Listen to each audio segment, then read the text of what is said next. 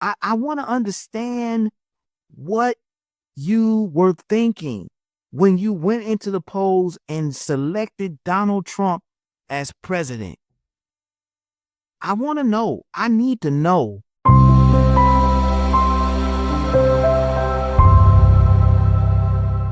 Hello and welcome to a brand new edition of the Thinking Out Loud radio show. Of course, I'm your host, Michael Nimmons. So glad to be back with you guys. Hope you are enjoying this episode that we're calling After the Dust Settles. We're talking after the November 6th election. We know it's a couple of weeks after that, and it took us a while, guys, to even do this episode because we felt like we were so close to the election in many ways, and we just needed some time to detach, some time to wrap our heads around what happened. And so we are glad to have been able to put this episode together to share with you, those of you who are listening to the podcast, and even those of you who are watching us on our YouTube channel, I Thinking Out Loud Radio and TV YouTube channel. If you are listening to the podcast and you're enjoying this episode, please do us a favor and subscribe. Hit that subscribe button if you're listening or even watching us on our YouTube channel. We would greatly appreciate it. And every time a new episode drops, you'll be the first one that's notified of our new episode. But again, guys, I needed some time. This first segment is going to be our raw emotion from the November 6th general election, our raw emotion. We have really saved this emotion for the podcast. Those who know me probably have heard some of this already, but I'm sharing this on this platform in this matter because we have been, this is our platform uniquely, and it's been one that we have been blessed to have for 8 years that we have been doing this show, and been privileged and honored to have had the opportunity to share our thoughts and to share this platform with many of you. And we want to thank you for lending us your ears for however long you have been listening to the podcast. We appreciate you, and we thank you for your support of the podcast. But I needed time.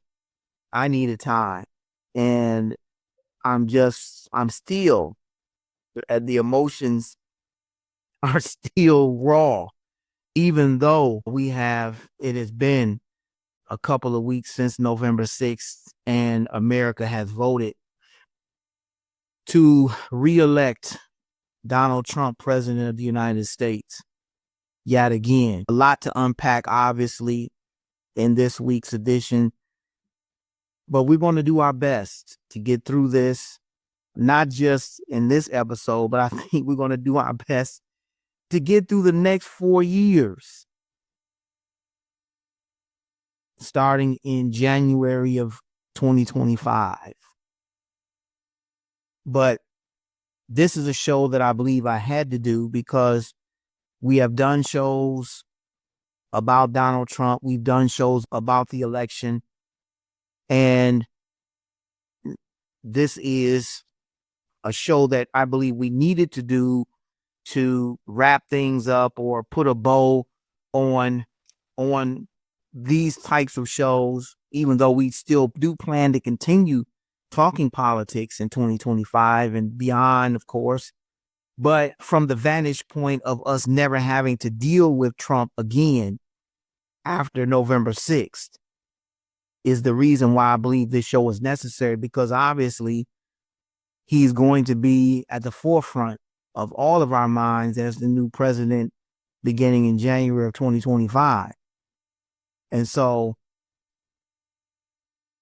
it is something that I still cannot understand it. I cannot understand how this happened. I can't understand how it happened. What I believe, the message that Americans sent to not just Vice President Kamala Harris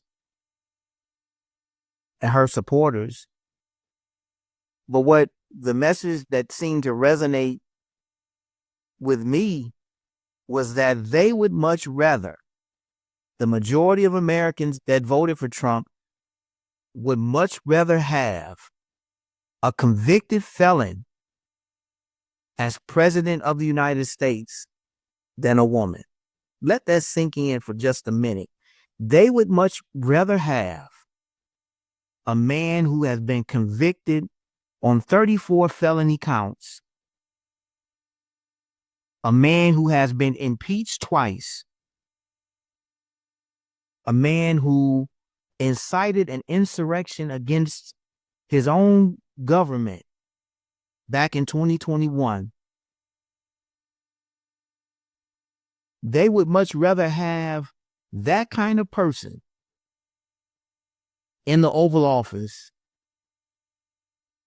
than a woman that is qualified, brilliant, intelligent, and capable of doing this job.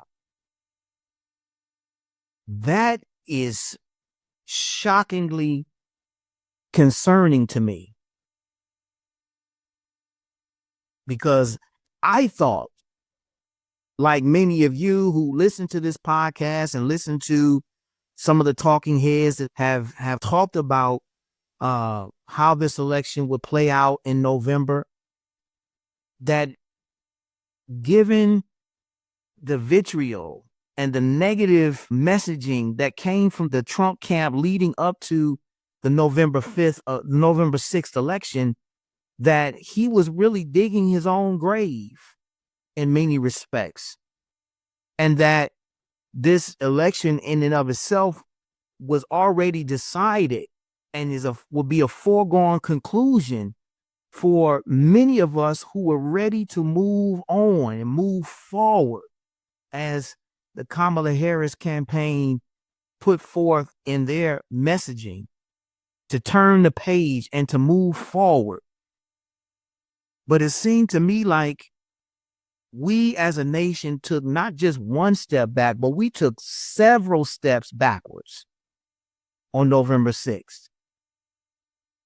And I will say this, I haven't been watching much of the election coverage after November 6th, primarily because, again, as I said, I'm offering a disclaimer to you. I have had to detach. I've had to detox. I've had to just take a break from election discussions, because I'm telling you, I was listening to MSNBC and CNN every morning as I go to work, headed to work, and coming back, and throughout the day.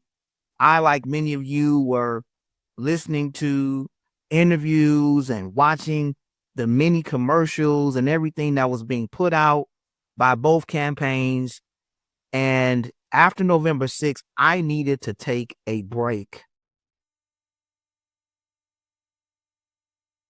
And so consider this show my public service announcement, my community service to you, the listeners of the podcast, because, as I said, we've done this show for years, and it's called the Thinking Out Loud radio show because in many respects, we are thinking out loud with you. We are sharing some of our thoughts, which I believe are your thoughts as well, about topics that vary between politics, race, religion, popular culture, and the like. And so in this particular case, when it comes to Donald Trump, we thought, and I thought, that November 6th would be his day of reckoning. This would be the last time that we would have to talk about him as a collective, as a country, because the majority of Americans will go into the polls and vote for right, and vote for truth, and vote for morality, and vote for justice. But that is not what happened on November 6th. That is not what happened. The opposite happened. The opposite of what I thought was going to happen happened on November 6th.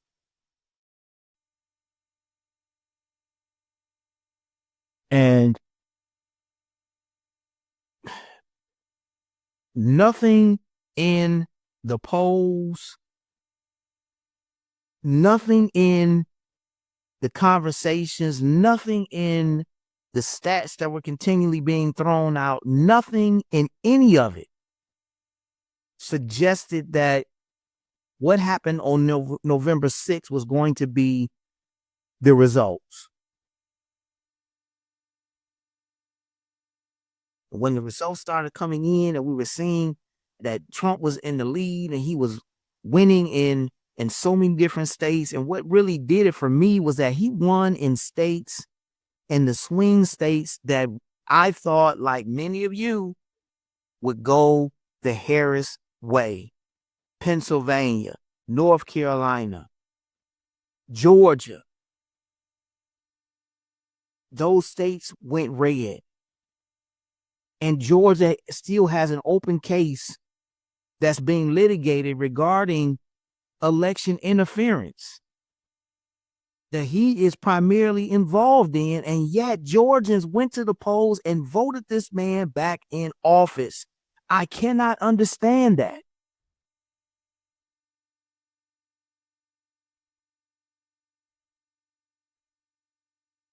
I can't understand it. I can't understand it. And I saw, and I haven't watched the clip yet, but on YouTube, Roland Martin, journalist, legendary journalist and broadcaster, has a show, Roland Martin Unfiltered. Many of you watch it on YouTube. I do as well.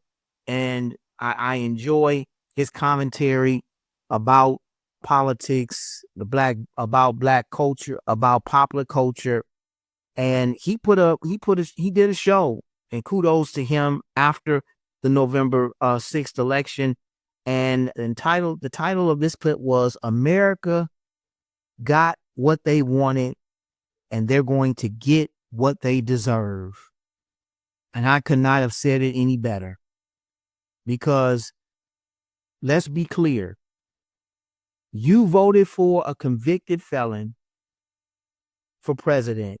The fallout from all of this is going to be overwhelming. And those of you who voted for him, we don't want to hear a word from you about how this man is going to run this country and how he is governing and what he decides to do. Project 2025 is now a real possibility. Things I understand are already being put in motion regarding that. And so we don't want to hear from you. I don't want to hear from anybody that voted for Trump about mass deportations, abortion bans, and things of that nature, because because when you voted for him, you got everything that came along with him. When you decided to vote for Trump, you got everything that came along with him. And one thing about him, if there's any virtue at all in his campaign or in him as a personality, he is honest about who he is, unapologetically so. There is no secrets at all. He told you who he was. And Maya Angelou, the legendary poet, said, when someone tells you or shows you who they are, believe them. And Trump did that. And you still voted for him. That is surprisingly shocking. He showed you who he was, and you still voted for him. He told you that he was a narcissist. He showed you that he was all about himself. He showed you that he was not concerned about the least of these. He was not concerned about immigrants. He's not concerned about any ethnicities. He's not concerned about the seniors and senior citizens. He's not concerned about women. He's not concerned about Black America. And yet you still voted for him.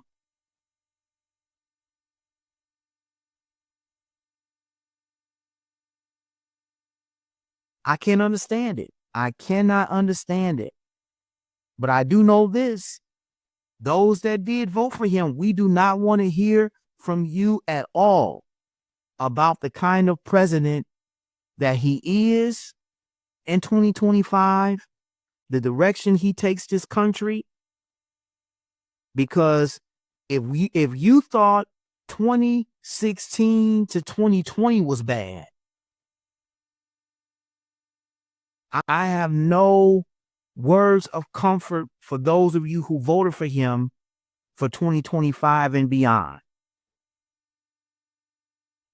Now, I'm not trying to be a prognosticator. I'm not trying to be a bearer of bad news, but I'm just trying to be a truth teller. Because believe me, there are going to be consequences that go along with the choice that you made on November 6th. No, beyond a shadow of a doubt, you can guarantee it. When someone shows you who they are, believe them. And you believed him and still voted for him. Woo! I can't understand it. I cannot understand it. If it was because you thought the economy was better under Donald Trump, or that he got us the stimulus money or the stimmy checks, as they call them, both of those were lies that were debunked during the campaigns. First of all, President Barack Obama said this in one of his campaign speeches, that Donald Trump was running on a lie. The economy was the good economy that he was championing as president was not even his economy. It was Barack Obama's economy. Like most Republican presidents do after a Democratic administration, the economy's always better. And then they use that to run their campaigns on. But you want to see what the real economy was? That was the economy that Trump left Joe Biden in 2021. That was the economy that he had drove right into the grave. That's the economy that he left this country with, because that was an economy that was coupled with the worst global pandemic that we had ever experienced in U.S. history. So that's the economy he should have ran on. But no, he ran on the lie that the economy that he was responsible for was actually the economy that President Barack Obama was responsible for primarily. Because if you go back to 2008, Barack Obama came in after George W. Bush had the right in the middle of the housing crisis and the auto industry collapse. His administration came in and began to build back up the economy that was broken by the Republican Party back in 2008. He successfully did that, but the way Americans thanked him was to put a complete novice in office back in 2016, because he decided to run, and he was running against Hillary Clinton. And even back then, Trump told you that that I could shoot somebody in broad daylight in Times Square and you would still vote for me. And he wasn't lying. As crass and as violent a statement that was, it was true. It was the absolute truth. And this man has made some very crass and violent statements. One other one comes to mind where he said something like, all we need is just one good hour. And the insinuation was where one violent hour where this country was just purged. He reminded me of the movie or the movies Purge, that kind of language. And you thought that was acceptable? I want to talk directly to the voters for Donald Trump. You thought that was acceptable? You thought him talking about mass deportation if he became president, a ban on abortion. You thought those things were acceptable, were reasonable political agendas. You think Project 2025 is a reasonable political agenda to implement? I want to understand what you were thinking when you went into the polls and selected Donald Trump as president. I want to know. I need to know. Drop it in the comments in this video because there are so many questions that we have for you. Please share with us why you voted for Trump. Because in my view, it was the election came down to truth versus lies, right versus wrong. And there's no argument that you can share with me that would convince me that Trump is on the right side of history, that Trump is on truth side, that Trump is on the side of morality, that Trump is on the side of principle.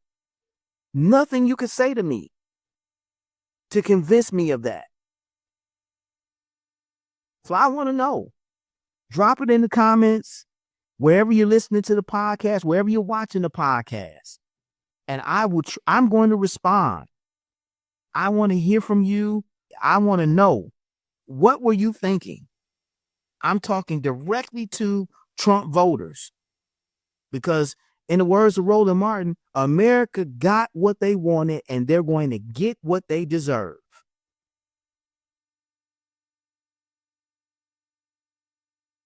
This is my raw emotion segment.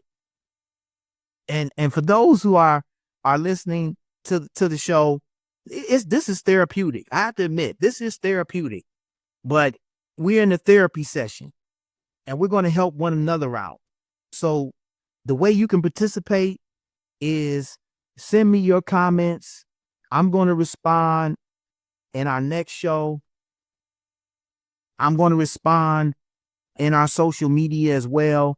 This is a podcast episode that I needed to do because, again, we talk so much about Trump, and I really believed, and I'm not the only one, I really believed that after November 6th, we would be done with Trump. I thought that Trump was going to ultimately be sentenced in the end of November and that he would be going to prison. And when I shared that with some people, they were, no, that's not going to happen. They thought that he was going to lose, but they never thought he was going to go to prison. But then there was still some who believed that he was going to win. And I definitely was not one of those individuals. And I always thought that his campaign was a long shot for saving him from prison, because I only thought that's the reason that he was running, that he was only running to save himself from going to prison. Of course, now that he's won, all of those cases are going to go away. Because now he has the Supreme Court behind him that's already ruled that a president has immunity in many cases when it comes to their official responsibilities. This is going to be an interesting 4 years if he decides that's how long he's going to be in office, because again, he was the president, or he was the candidate that said he wanted to get rid of the Constitution, and you still voted for him. How could you support a man that said, I want to get rid of the Constitution? And on January 21st, when he takes the oath of office, that is one of the things he has to say. I solemnly swear to uphold the Constitution of the United States. But he says that he wants to get rid of it. How is somebody that openly claimed to want to do that? How is that person not dangerous to you? I'm still talking to those who are Trump supporters.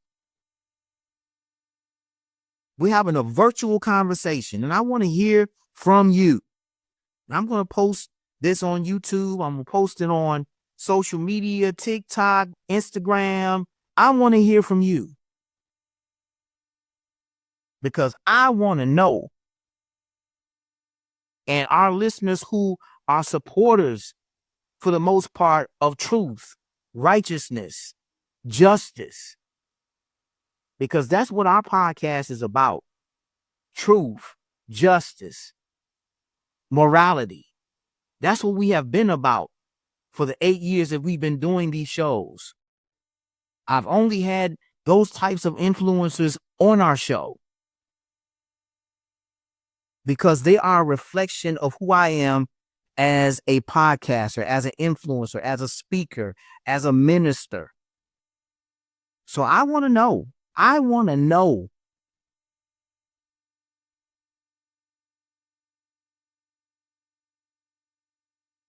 Why you voted for Donald Trump. Guys, we get ready to take our first break. When we come back, we're going to talk more about what happened on November 6th. Don't go anywhere. You're tuned in to the Thinking Out Loud radio show.